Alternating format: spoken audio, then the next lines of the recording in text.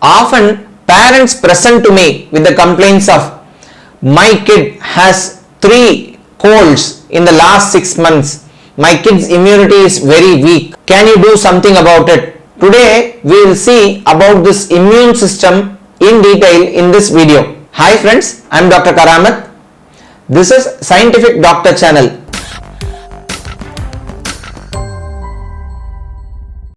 In this channel, every Wednesday, a video will be released on a common health topic, and also on every Sunday, you will see videos, very short videos on queries related to health raised by viewers like you. If you want to see such videos, subscribe to this channel, and also to get instant notifications on new videos, press the bell icon adjacent to the subscribe button. Today's video will be on immune system.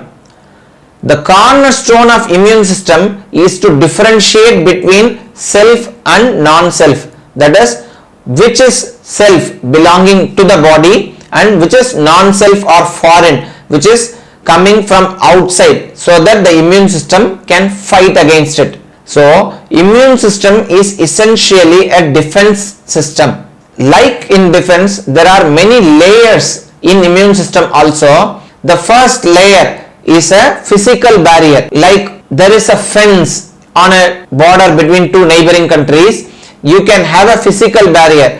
Example is the skin. An intact skin will prevent the entry of bacteria into it, but if the skin is damaged, like in cases of injuries or burns, bacteria can enter and can cause infection. The second layer of defense is non-specific cells, otherwise called as innate immunity. These will resist anything foreign but in a non-specific and in a low-key way. The third layer is the specific immunity. It is like an elite commando force which will be specific to the threat which is posed by the foreign antigen, which will be greater in magnitude, which will fight with a definite force. What are the components of immune system? The blood has cells, especially called as white blood cells.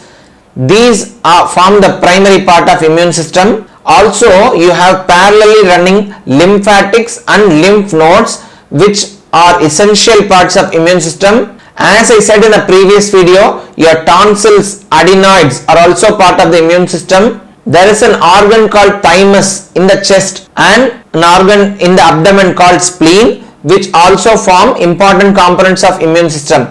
Other than this, there are lymph nodes, lymphatics spread throughout the body, which are also parts of the immune system. How does the immune system function? As soon as an infection or a bacteria or a virus enters into the system, it is recognized as non-self or foreign, and there is mobilization.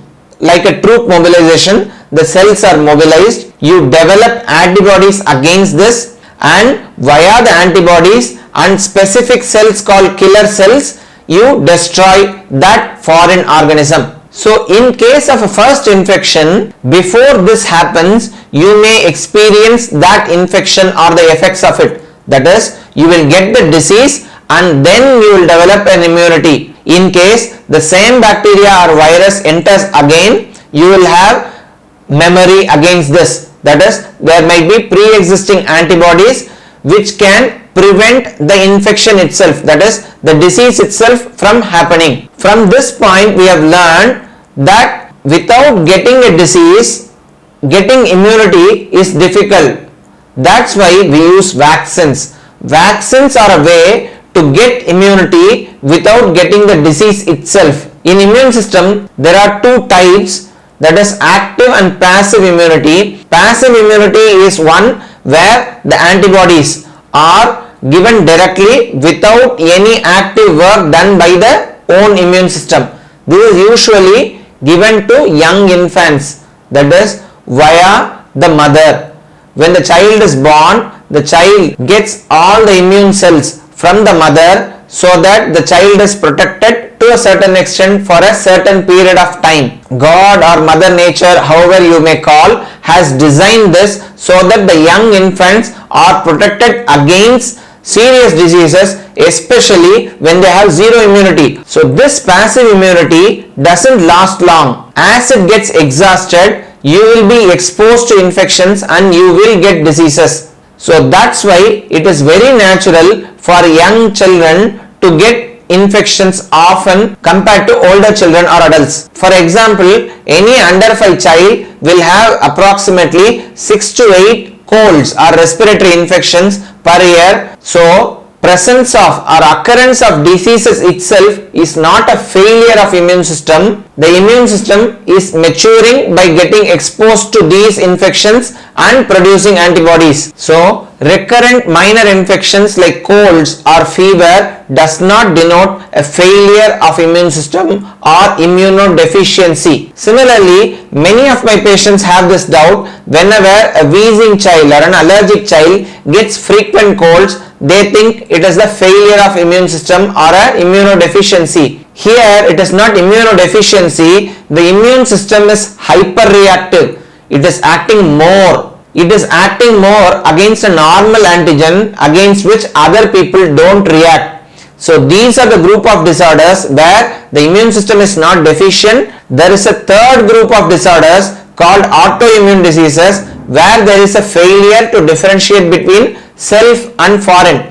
Thereby, your own cells are attacked by your own immune system. How to identify an immunodeficiency state? As I already said, recurrent minor infections are not a sign, but recurrent major infections like pneumonia or pus-filled cavities called abscesses or ear discharge, diarrhea, especially if they happen recurrent or in combination.